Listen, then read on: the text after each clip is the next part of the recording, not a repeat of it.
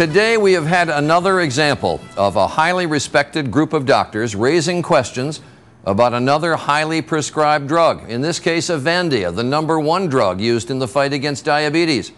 20 million Americans are diabetic, 6 million take Avandia. The drug, said these doctors, significantly raises the risk of heart attacks and heart attack deaths. Other doctors commented that Avandia represents a major failure of the drug approval process in the United States. So we start with ABC's John McKenzie. Some doctors warn this could become one of the country's biggest drug safety catastrophes in recent memory. Avandia lowers blood sugar. Avandia, the highly promoted drug used to lower blood sugar levels, might be killing people. A review of data from 42 clinical trials involving 27,000 diabetic patients finds that those taking Avandia had a 43% higher risk of heart attack and a 64% increased risk of dying from heart disease, compared to patients on other treatments or getting no treatments at all. That is alarming. It needs to be confirmed with other analyses, but if the data hold up, and I believe that they will hold up, it does represent a huge public health concern. By some estimates, if Nissen's analysis is confirmed, it could mean tens of thousands of deaths from this one drug. In a scathing editorial, the New England Journal of Medicine said, Avandia represents a major failure of the drug use and drug approval process in the United States. Both the FDA and the drug company presumably had this data in hand. So why didn't they ever look at it in the same way that Dr. Nissen and his colleague did? The FDA said indeed it's had the heart attack data since August of last year. But some of the studies are contradictory. We want to be proactive about safety, but we also don't want to needlessly disrupt the diabetic care of hundreds of thousands or millions of patients. The company said today, we believe Avandia's significant benefits continue to outweigh any treatment risks.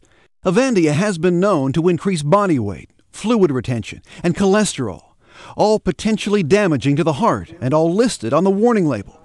But the results announced today go far beyond that. We're talking about a very different, completely different outcome here. We're talking about a heart attack, which is a life-threatening complication, much more serious. Serious enough, the congressional hearings have been scheduled for 2 weeks from now to learn who knew what and when about the risks of this popular medication. John McKenzie, ABC News, New York. And our medical editor, Dr. Tim Johnson, is joining me now. Tim, let me quote Dr. Nathan there from Mass General, who John had in his piece. He said both the FDA and the drug company had the same data in hand, as did this group of doctors who are now warning us about Avandia. So why did they come to different conclusions?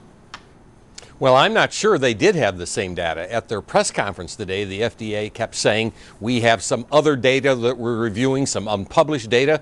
They were hinting at least that they had some data that may come to a different conclusion. But if they do, they're obligated to make that public and let everyone examine it.